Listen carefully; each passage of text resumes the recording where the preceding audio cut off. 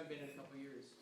But in 1998, we left Chico as 4 college kids in the old red pickup truck, as my brothers remember, and drove straight through the night from Chico to Phoenix, Arizona. It's about a 16-hour drive. It was a fun drive. It was fun. It was very fun. So Eric and I have known each other 15 years.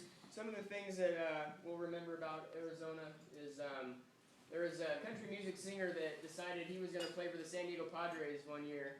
And we used to sit in the bleachers out in left field. And this guy actually played left field for the Padres the weekend we were there, and it was Garth Brooks. And we made the newspaper the next day because of all the grief that we were giving Mr. Brooks on the field. Suffice to say, I think it's a good thing Mr. Brooks found a career in something other than baseball. He was not good. He did foul a ball off one time.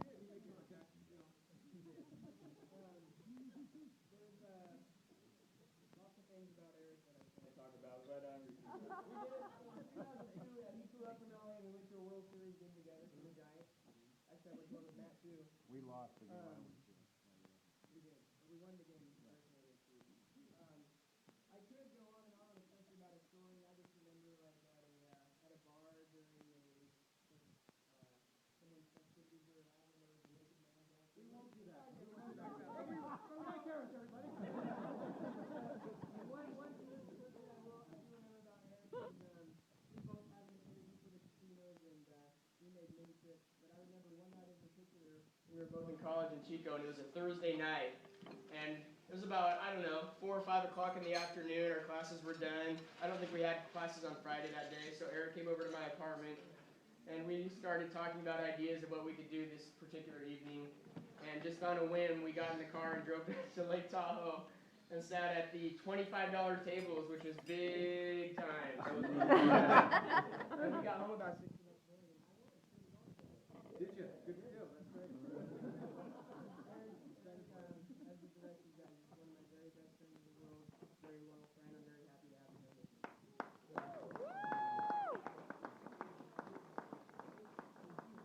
I told him not to put you in it, but Yeah, whatever. I actually, I prepared a little something myself, Oh, just which I'll take the opportunity to do so okay, now. I took some notes, so bear with me.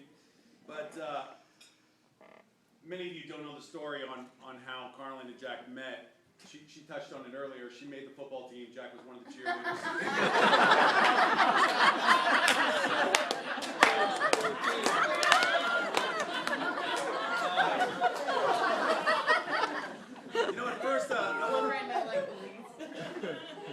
At first, I wasn't sure that Jack getting married was a good idea, but then I realized as a devout Rams fan, you're used to long seasons of depression and sadness. So I figured you're used to it, it's okay.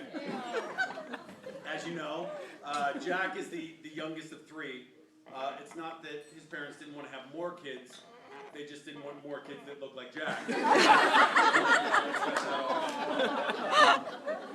They also figured Jack was going to be the closest thing they got to a girl. So.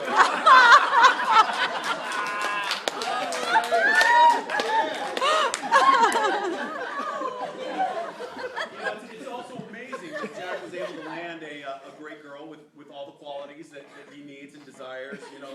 Beauty, intelligence, tenacity, total blindness.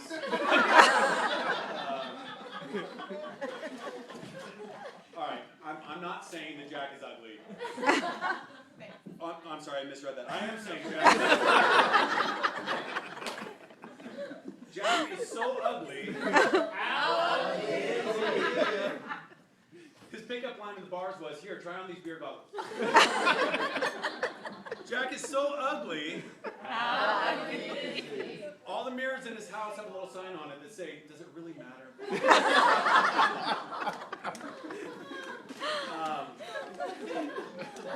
And those of you that know Carlin know that she would land a handsome, strong, intelligent man. Right. And I think that's why we were shocked that she broke up with that man.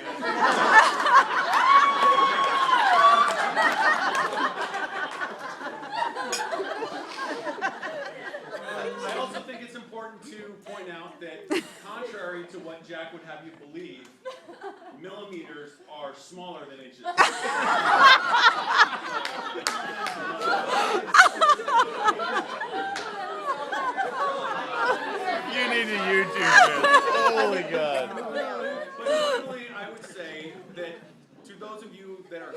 because you know Jack, I would ask, why? It's not like your family and you're obligated to be here, right?